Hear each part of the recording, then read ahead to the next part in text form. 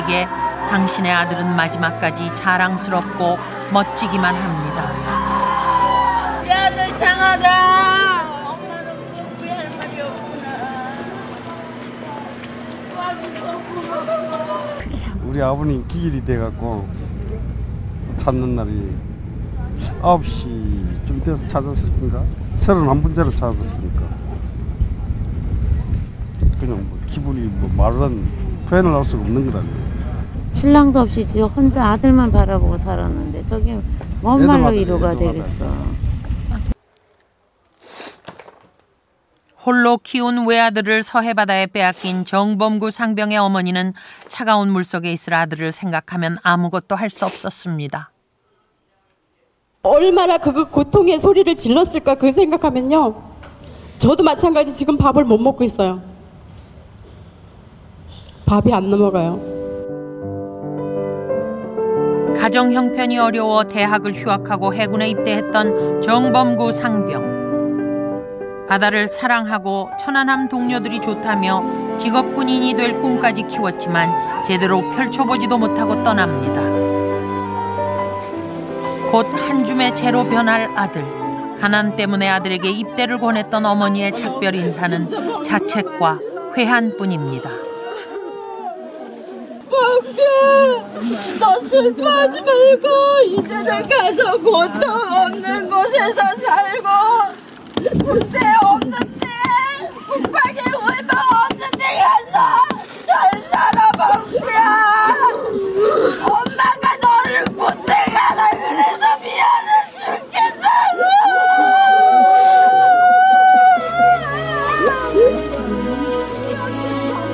휴가 받았다며 자주 모교를 찾아왔던 정 많은 제자의 마지막 길을 선생님도 눈물로 배웅합니다. 바다도 싫고 겨울도 싫구나. 학교 현관에 너희 사진이 걸려있단다. 나의 사랑하는 제자 고 정범구 상병에게 봄은 오고 꽃은 피는데 스님 마음속에는 아직도 봄이 오지 않았다. 이 겨울이 참으로 길고도 길다.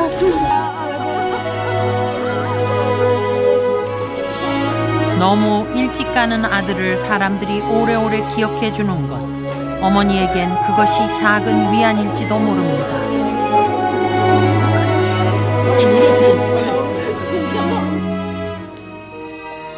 서해 최전방 해역을 경계하던 천안함은 다른 함정에 비해 고된 환경이었기에 숭조원들의 동료에는 각별했습니다.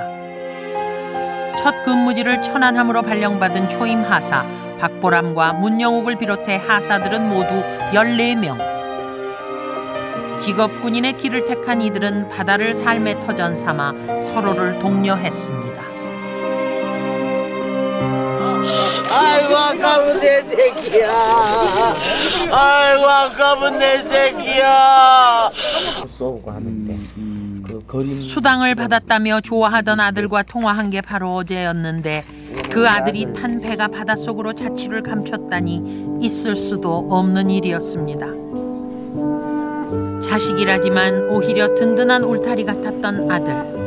뇌종양 수술을 받은 엄마가 두통에 시달리다 잠이 드는 날이면 아들은 맛있는 아침을 차려두곤 했습니다. 홍수양 씨 일났어요. 이래가 저를 깐지름태가 깨배갖고 맘먹고 같이.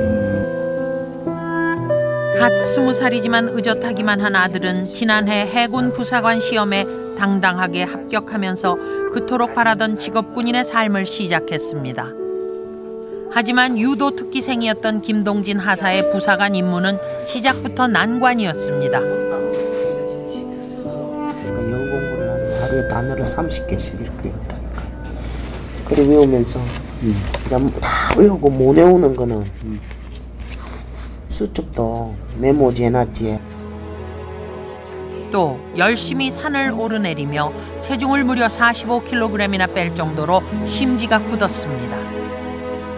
월급은 모두 집으로 송금하고 타서 쓰는 한 달 용돈 10만 원을 또 쪼개서 유니세프 후원금도 내고 독거 할머니의 한 달치 야구르트 비용을 대는 가슴 따뜻한 군인이었습니다. 한미가 끌어올려지고 실종자들이 속속 발견되던 날, 아무리 기다려도 소식이 없던 아들에게 애 끓는 엄마의 심정이 전해졌을까. 그날 밤 늦게서야 발견됐습니다. 그리고 비록 시신으로나마 엄마는 아들을 만났습니다.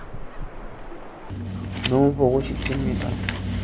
내일 가서 보고 싶은데 못 본다 하더라고요. 어제 본 게 마지막입니다. 우리 아들은. 얼굴이 너무 작대. 만지니까.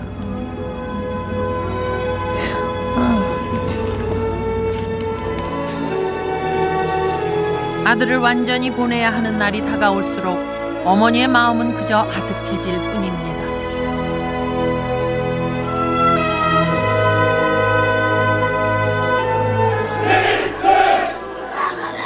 함수 인양 준비가 한창이던 지난 22일 8명의 실종 장병 명단에 남아있던 박보람 하사가 극적으로 발견됐습니다.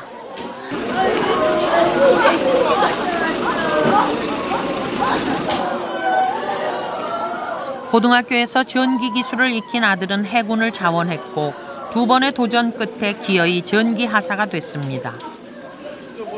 무던하게 자라준 장남. 이렇게 떠나보내게 될 줄 누가 알았을까요? 다리가 불편한 엄마의 수술 비용으로 쓰라며 이번 달이면 만기가 되는 적금 통장을 안겨주고 출동 나간 아들. 그게 마지막이었습니다. 보고 싶으면 어차피 이제 사진하고 이렇게 해놔야지 이제. 그게 우리가 가족 사진을 못 찍은 게 제일 저기하더라고. 이 좋은 계절 꽃다운 나이로 떠나버린 아들을 아버지는 가슴에 묻기로 합니다.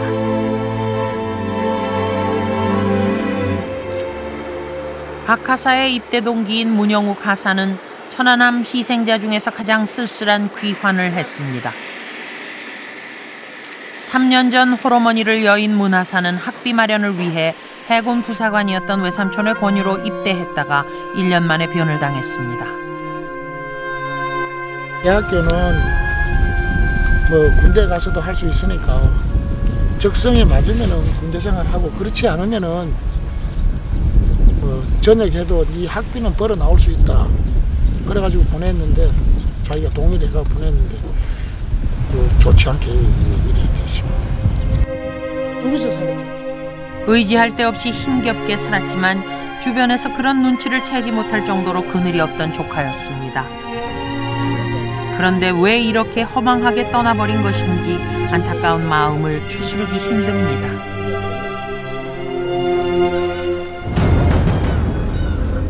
인정받는 직업군인이 되고자 했던 초임 하사들의 꿈은 지난달 26일 밤 천안함에 가해진 충격과 함께 산산이 부서졌습니다. 당직을 서는 장병들 말고는 모두 휴식을 취하는 그 시간에 천안함은 연이은 2차례의 충격과 동시에 장병들이 미쳐 빠져나올 겨를도 없이 물속에 잠기고 말았습니다. 살려고 두 주먹을 얼마나 쥐었는지 손가락이 안 펴지더란 말입니다. 얼굴은 잠자는 그대로 왜 그 작은 곳에서 얼마나 어머니 부르면서 얼마나 공포스러웠겠습니까. 충격의 원인을 놓고 다양한 가능성이 제기됐습니다. 내부 폭발이냐 외부 폭발이냐. 내부 폭발이라면 암초에 좌초된 것인가, 배 자체의 문제로 두동강난 피로 파괴인가. 만약 외부 폭발이라면 어뢰냐 기뢰냐. 어뢰에 맞았다면 누가 쏜 것인가. 함체가 가라앉아 정확한 조사가 불가능한 가운데 저마다의 추정이 뜨겁게 오갔습니다. 원인 공방의 전기가 된 것은 한미 인양. 날카롭게 찢긴 한미가 들어올려지면서 내부 폭발보다는 외부 폭발 쪽에 더 무게가 실렸습니다. 그리고 지난 24일 함수까지 인양된 뒤엔